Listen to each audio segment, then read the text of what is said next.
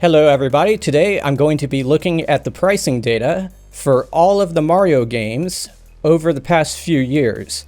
I'm talking about the mainline Mario games, the 2D and the 3D platforming ones, not the remasters and the All-Stars and stuff like that. That's just going to be too much to cover. I'm going to take a look at the pricing trends for the physical copies of these games and see if they're going up, if they're going down, what have they done in the past, that kind of thing. And I'm also going into this cold. I don't actually know what the patterns of these games have been. There's a lot of factors to consider. Many of these games were pack-in titles for various Nintendo systems. Also, these games sold a lot, so there's a lot of them out there. At the same time, these games are very popular. I'm willing to believe that 100% of you have played at least one of these Mario titles in your lifetime. When someone buys a used Nintendo system from a game store, no doubt one of the games they're trying to get as soon as they get the system is one of these Mario games. They are synonymous with Nintendo. So anyway, let's start looking at the data and see what we find. So how do I figure out what the pricing patterns to these games are? Long ago, I would go to eBay and look at the sold listings and see what certain games have sold at. Some people still do it this way, but some of them make the mistake of not looking at the sold items. Instead, they look at the active listings and see what the asking price for some of the buy it nows and stuff like that is for some of these games. This is not the best way to gauge what a game is selling at. A lot of these buy it nows will sit out there for years at high prices and no one will ever buy them. That's not the best way to go about doing that. Nowadays, pretty much everyone uses pricecharting.com. Not just collectors like me. A lot of used game stores use price charting to determine what the pricing on the games they are selling should be. From what I can tell, their point of sale systems are connected to price charting in some way. I am not affiliated with price charting, but what this site does is that it tracks the sold listing prices on eBay. This site also has its own marketplace, and it looks at the sold in its own marketplace and includes that in some of its mathematics. So each game has its own chart that shows what the pricing has been over time. And that chart can be configured to show only the loose games, or the complete in-box games, or the new games, or the graded games. It also has data for only the box and a data set for only the manual. I'm gonna pay most of my attention to the loose prices when it comes to the cartridges today. When we get into the disc versions of these games, I'll look at the complete in-box data, and I'm gonna start by looking at Super Mario Bros. On the NES. There is one variant that's listed on this site. There's one with 5 screws. I'm not gonna look at variants like that. I'm just gonna look at whatever the main ones are.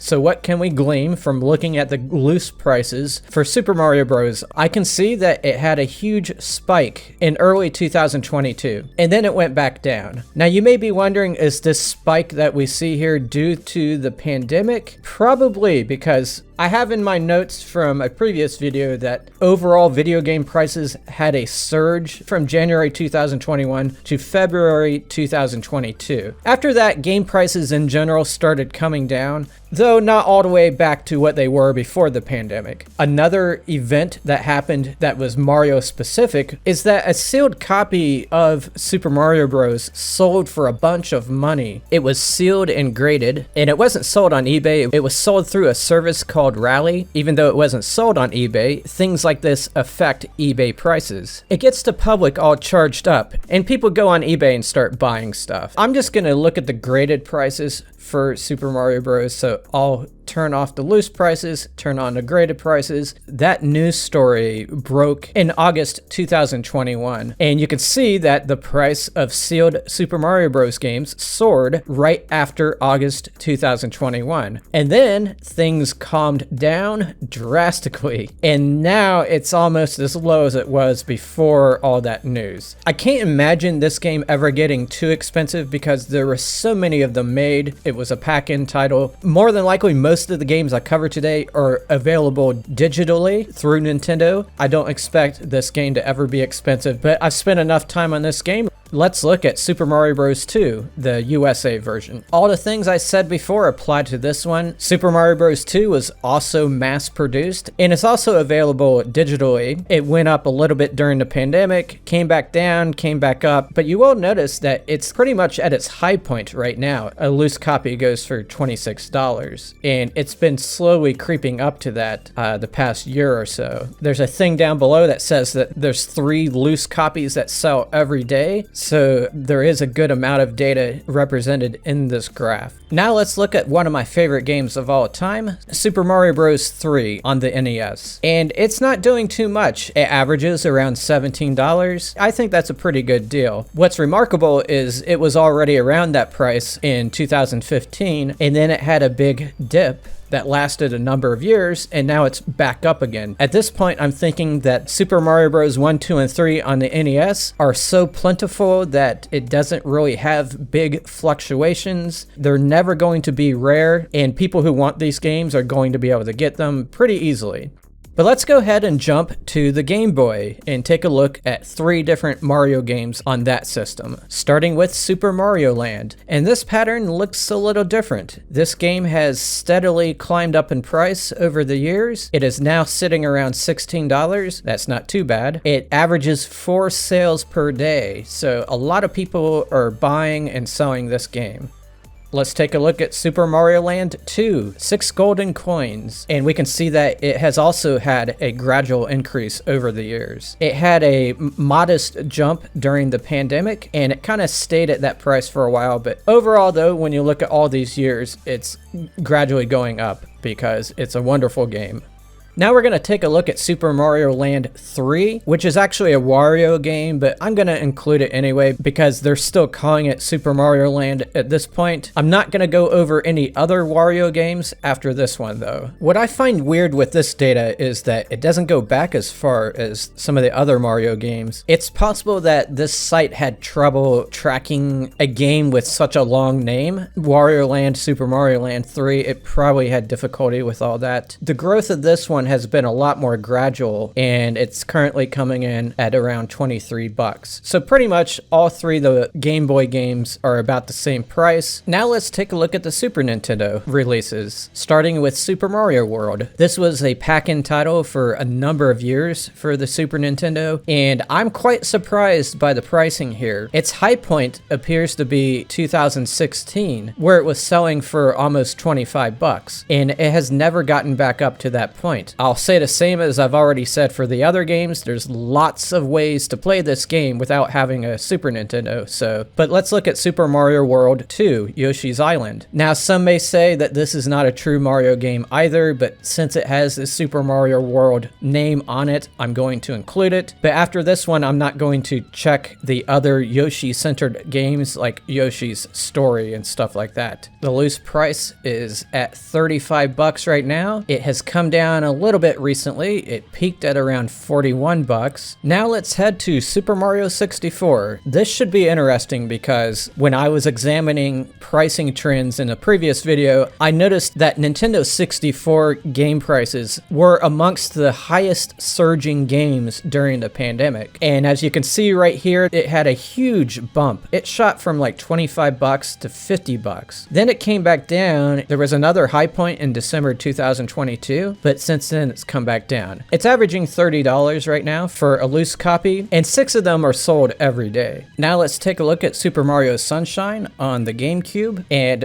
we are now changing the chart to show complete in box. In general, this shows that it shot up during the pandemic, then came back down to what it was before then. So not much going on there. The game did get a re-release on Nintendo Switch, so that has probably helped keep the prices down a little bit. Now we're going to take a look at new Super Mario Bros. On the DS. We'll look at complete in box here because I believe most people selling this game also have the case, because the case is not cardboard, it is plastic. It's pretty much at its high point right now at around $16, and it sells 6 per day. It's had low points over the past few years where it's around $10. Nintendo DS has probably not reached its high point as far as collectability yet. I think there's going to be people collecting for it more and more in the future, so we'll see how high up this one goes. Let's take a look at the sequel, New Super Mario Bros. 2. This one was on the 3DS, and it has not done that good actually compared to the other games we've encountered today. It is only sitting at $15 for the complete price. So if you want this game, now is the time to buy. In general, I think the 3DS market is a dead market compared to other systems and other handhelds, so I guess this isn't surprising that much. We'll see if these games become more collectible in the future though. Its 3D cousin, Super Mario 3D Land, also on the 3DS, has also not done very well in terms of pricing. It goes for $15, and it has more or less hovered around that price for several years. Let's take a look at the Wii titles. We have Super Mario Galaxy, and it hasn't really done anything, and it currently goes at $16 for the complete price. This one did get a remaster for the Switch. That one is the definitive version to play. Let's take a look at Super Mario Galaxy 2. This one's a little bit more expensive. It goes for $25 complete. After the pandemic, it came up a bit, and it has plateaued since then. And the last Wii title we'll take a look at is New Super Mario Bros. Wii. After the pandemic, it shot up and then it stabilized. It now goes for $26 complete. And according to this, it's very high volume, 11 sales per day. Let's head over to the Wii U and look at New Super Mario Bros. U. Man, these names are getting confusing. The complete in-box price goes for $17 right now, which is pretty much a low in the overall trend. When it was much newer in 2015 and 2016, it went for $35. So when I see something like this, it tells me this is the best time to buy it. Then we have New Super Luigi U. It looks to be the most stable of all the games we've seen today so far. It goes for about $19 complete, and it was a little bit higher in 2016 and 2017. If you want a better deal than that, they released both New Super Mario Bros. U and New Super Luigi U in one package, and that one is only going for $19. And it hasn't really ever increased. The collecting market isn't really excited about these ones. And the last Wii U one we'll take a look at is Super Mario 3D World. This one is pretty flat. It goes for $14 complete, and that's pretty close to its previous low points. The Switch re-release probably dampened the prices on this one, but this is a pretty good game and it's a pretty good deal. And the last one we'll take a look at is Super Mario Odyssey on the Switch. This one is still in print, and the market is still pretty strong. It goes for $34. I would imagine this one, if it has any decline at all, it's going to be very slow. So how would I summarize the overall Mario market? I would say that most of them have held their value, despite so many of them being out there and being digitally available to people. Most of them reached their high point during the pandemic, and they kind of plateaued after that ended. The ones that are gradually growing appear to be the Game Boy ones. The best deals are for some of the new ones, some of the Wii U titles, and the 3DS titles. There's not much panic buying going on with the NES and Super Nintendo releases. Just like the franchise itself, the market for these games is very stable, and it'll probably be that way for many years to come. I hope you enjoyed this analytical video. May your games make you happy and smart, and may people respect you for playing them. So long, everybody.